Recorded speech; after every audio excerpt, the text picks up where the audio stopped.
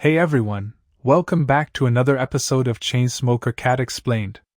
If you've been following Yananiko, our favorite nicotine-addicted catgirl disaster, you know this show is equal parts gross-out comedy, slice-of-life chaos, and surprisingly relatable adult struggles.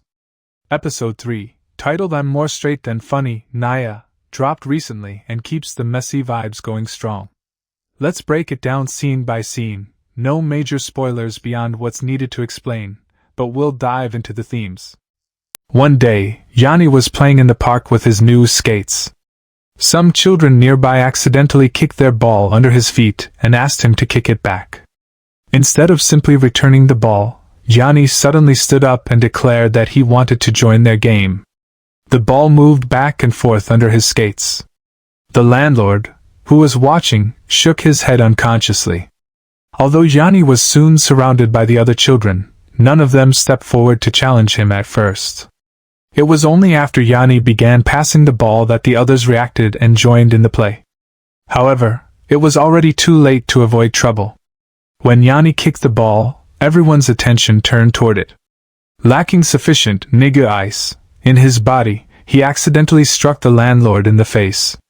Just as he was about to kick again, Uncle appeared. Someone had reported a suspicious person chasing a child. After the misunderstanding was cleared up, it emerged that Yanni had only wanted to play with his skates. Nevertheless, his uncle scolded him. After being reprimanded, Yanni returned to the rental house, where he found the landlord cleaning. Wanting to play a prank, Yanni placed some smoke on the landlord's head. The landlord showed no reaction, so Yanni threw out more garbage to test him further. The landlord, believing it was merely a child's prank, remained unconcerned and tolerant toward Yanni.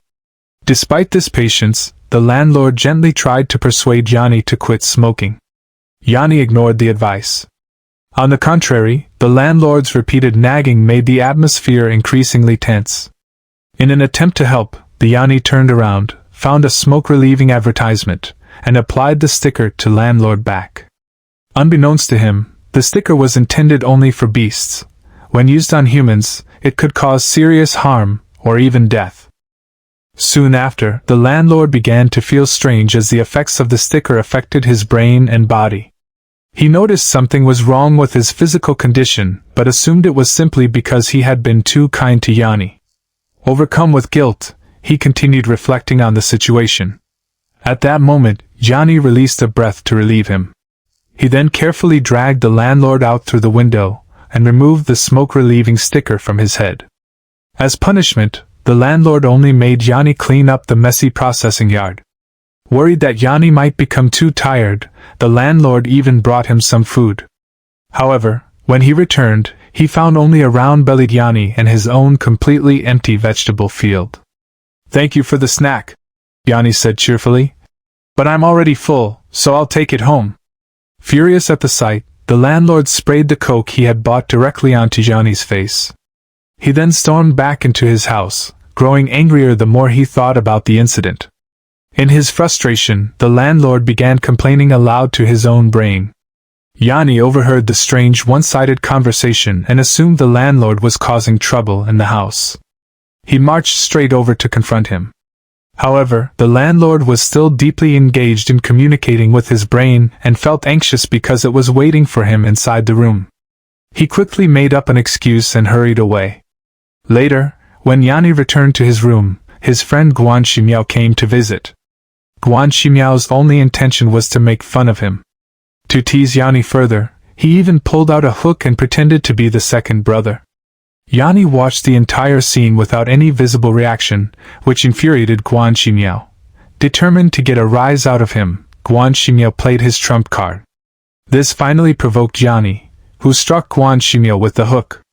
Yanni only gave him a few shoves in response. That night, Yanni went to Jiumiao's place. He went partly because Jiumia never looked down on him and partly for the free beer. The two hit it off immediately. They drank heavily and soon lost themselves in a sea of happiness. However, in the middle of the night, Jiumiao, who had drunk too much, suffered a severe bout of nausea and vomited. Just then, Jiumiao's roommate returned and was utterly shocked by the scene before her. The next morning, Guan Shimiao Yanni, and Hua Mao Miao set out to broadcast the news. Yanni, suffering from an upset stomach, kept passing gas inside the car, forcing everyone to open the windows for fresh air. Seizing the opportunity to make fun of him, Guan Ximiao told Johnny to aim the gas at the microphone, promising him a pack of Hua Zai cigarettes for every time he did it. They continued the broadcast with these sounds punctuating the air. Meanwhile, the landlord was peacefully enjoying a delicious curry rice meal. In contrast, Johnny found himself stuck against the wall while trying to retrieve a pack of Hua Zai. Guan Ximiao pushed hard from behind, but even with their combined efforts, they could not reach the cigarettes. Guan Ximiao kept straining to help, completely unaware that a line of police officers had quietly formed behind them.